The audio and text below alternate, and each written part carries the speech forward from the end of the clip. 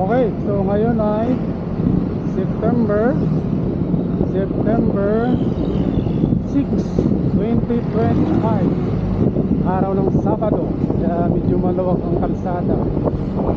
So ngayon meron tayong dala na pasalubong. Okay, so dala natin ang pasalubong yung may nakikita akong natutulog dito sa tabing kalsada So daanan natin siya. So ang dala-dala ko ngayon ay isang leftover na pagkain, pero napaka-useful pa nito. Napakasarap pa nitong leftover na to. So idaan natin sa kanya mga lods. Bigyan natin siya ng instant almusal.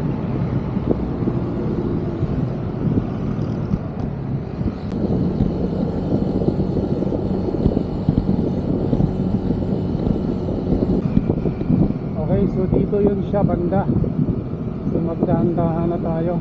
Lagi ko siya nakikita rito Lagi naman ako nagbibigay mga lods, no?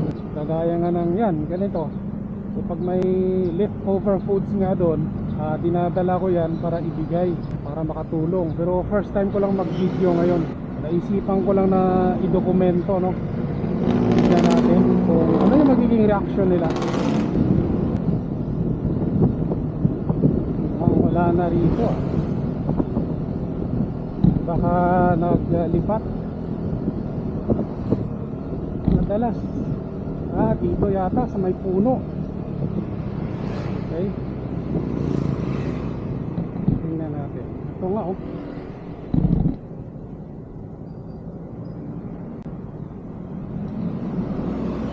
ito nga siya mga lods. Ay, dalawa sila. Si tatay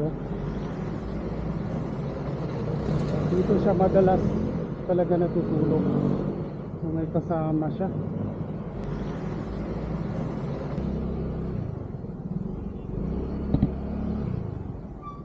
Bawan kaya rito. Okay, saglit lang naman pa. Bigyan natin tong pasalubong.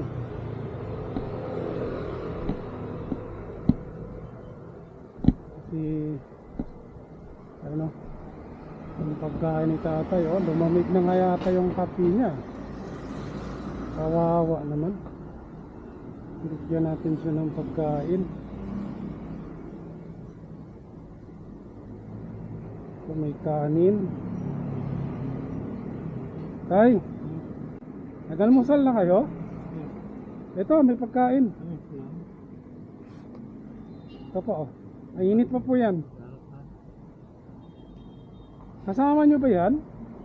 Kasama nyo siya? Ito po. Saka may pa, extrang kanin kung kakapusin. Gulay at saka itong kutsara. Ito. Gamit yan. Lagi ko kayo nakikita rito Dito lang talaga kayo lagi. Kung saan kayo nagsi-CR niyan? Saan kayo mangungubeta? Petron? Okay. Oo. Sige tayo, kainin nyo na. Mainit pa yan.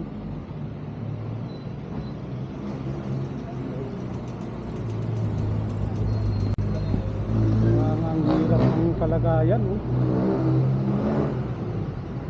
Kaya nga lagi ko siyang nadadaanan dyan. Lagi ko siyang nakikita.